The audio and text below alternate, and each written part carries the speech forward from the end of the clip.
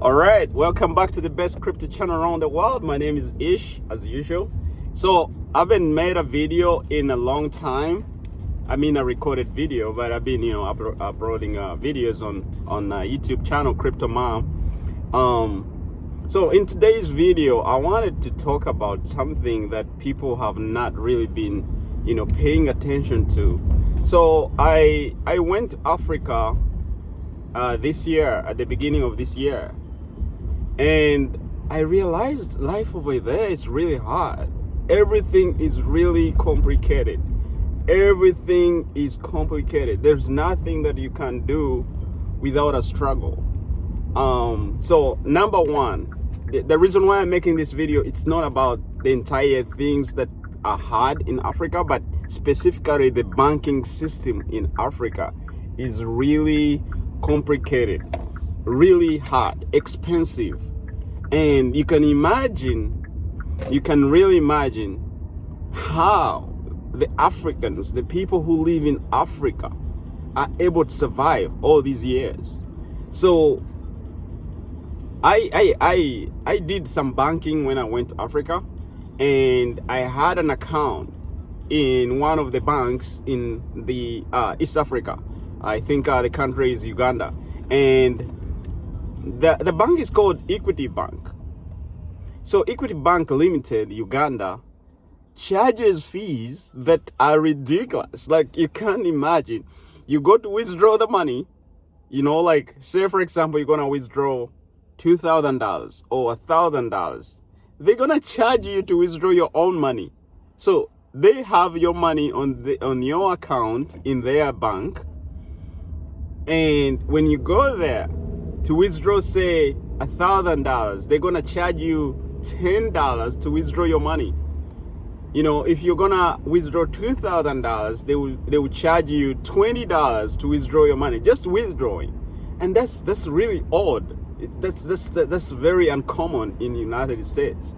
If I have money in Bank of America or Chase Bank or whichever bank, Wells Fargo, and I'm ready to go and get my money, withdraw my money, they don't charge me any fees. But these people, they think they're doing you a favor to have your money in their bank. So this is why it's very hard to develop Africa. It's very hard. It's very hard to develop Africa because all those kind of fees, they add up. If you're losing $10 on each transaction you're making, then you're losing lots of money, and for an African, $10 is like worth of a monthly food provision of food.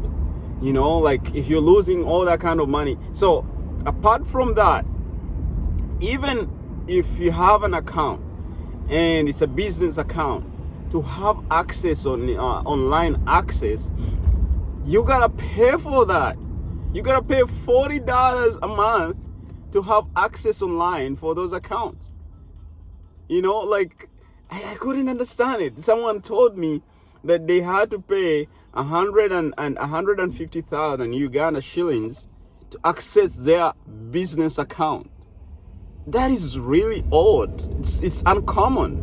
In the United States, you don't pay for online access. You don't pay for those apps. You don't pay for the services that you do. They have those overdraft fees and ATM fees and insufficient fees, kind of stuff like that. But the fees are not ridiculous. And on top of all those fees I'm explaining to you guys, in those countries in Uganda, they still charge all those fees, the overdraft fees, the ATM fees, and all that kind of bullshit fees. And I'm asking myself, how are these people surviving? How are they making business? And people are still surviving. They're okay with it. They're okay with it.